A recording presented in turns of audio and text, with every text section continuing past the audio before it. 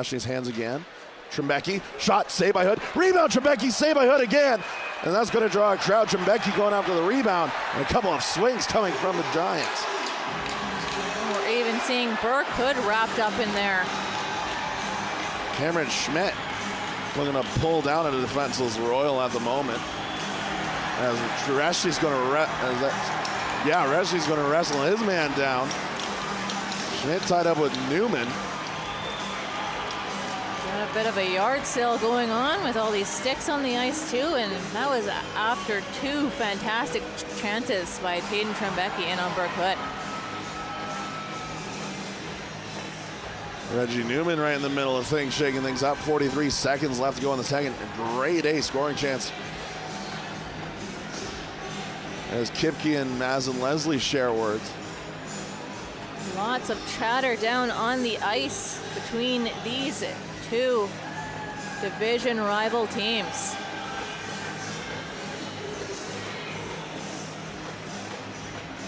Three Royals in the box. That's Reshny Trembecki alongside Reggie Newman.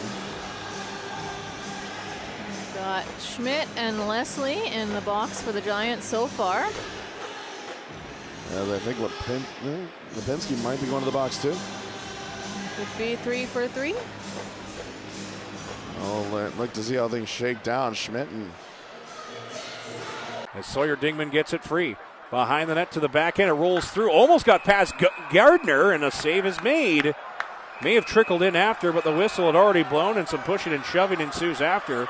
As temper starts to flare, as Sawyer Dingman's trying to take on Morgan Tastad, and now trying to get it free. Now the fights are going to fly a little bit here.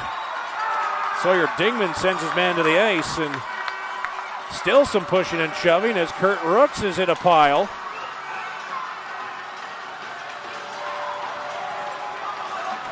A little bit of power after. But the Blades are going to get the last laugh here tonight.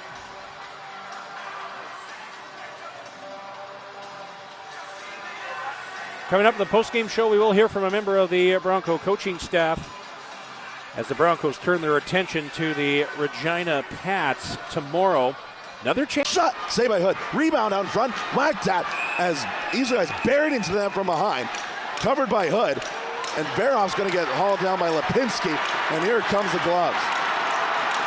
Got some fists flying between multiple players right now. Some of the late hits are starting to get frustrating from the Vancouver Giants as the Royals getting shoved around. Isogai in there, not standing for it.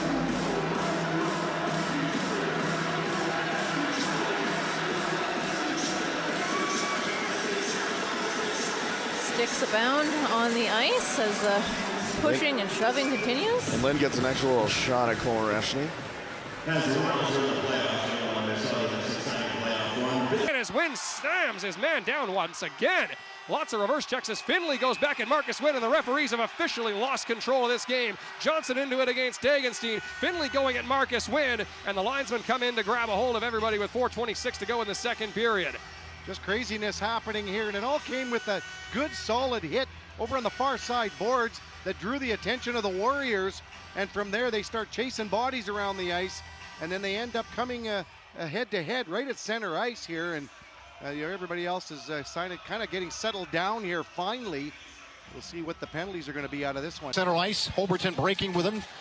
He'll shoot the puck in, goes behind the net, kicks off the inboards, and Mateka reading the pressure coming his way and reaches out and grabs that puck and holds it. As we got pushing and shoving going on, Holberton's got to back away here as the puck was covered by the goaltender, and he shoves the Americans player to the crease, knocks the net off the pegs. Not sure which Americans player that is that Holberton is engaged with. But let's see if we get penalties out of this with 2:41 off the clock here in the third period. Both are going to go to the respective penalty boxes here. So these penalties at 2:41 of the third. It is Martin for the Americans. Holberton for Seattle.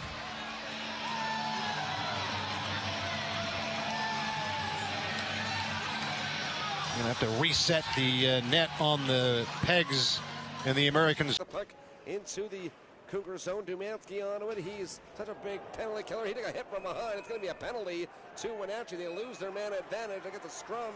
They got a fight. William Kmetz has dropped his gloves as he is dropping them here with McMillan, I believe, as Kmetz some hard lefts there on the Wenatchee forward as they still remain tangled up. Kmetz trying to get his right hand free. He has his man in a bit of a headlock, and now they're going to break it up. Kmetz now some lefts there on McMillan, and they will break it up. So Kmetz defends his teammate after a bit of a scary hit, and they'll sit in the box.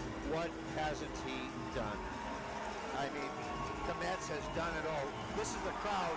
Listen to this ovation for Kmetz. Number one on the team in plus minus, ace defenseman, most improved player on the team.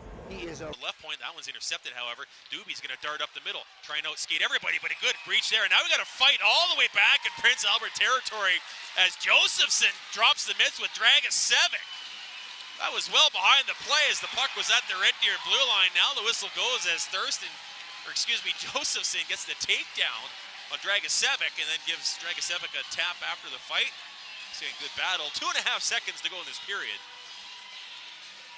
As now Dragicevic skates past Josephson, gives him a little head nod as a mutual sign of respect here at the end of the second. Will back Canada into the Cougar zone as Chichkin onward for Prince George. Chichkin, big bump there by a pair of Wenatchee Wild. The Cougars now take exception. It's a Nisimov. They fall on the Chichkin. And now we got a bit of a scrum afterward. right. This all comes 3:04 into this third period, and are the gloves going to be dropped here? Foster looking to get into it, but the linesman quickly breaks it up before any punches it. Well, maybe not. Foster just a little bit of punching back and forth as he goes against Grant Reid there. I don't know if we're going to get roughing minors to each. I don't think we're going to get a power play out of this. Still 2-1 for Wenatchee. It all started when the Wild was able to knock the been on special teams, 2 on the power play, and 1 shorthanded as Bebeau tried to keep it in at the blue line. Offside is the call as we get a bit of pushing and shoving as Jackson Feuder and Bebeau want to drop the mitts with each other. They're not going to get the chance as the 2 linesmen get in quickly to prevent the fight, but they're also going to still get penalties in this situation with a minute 56 to go in the second period. Rebels now out shooting Prince Albert 19-16, but Chris, it's that power play just isn't getting it done so far tonight for Red Deer. Yeah, I feel like I'm starting to repeat myself a little bit in terms of their 5-on-5 play for Red Deer's been good. It's been, momentum taking to the point where they're drawing penalties. They're getting the opportunity.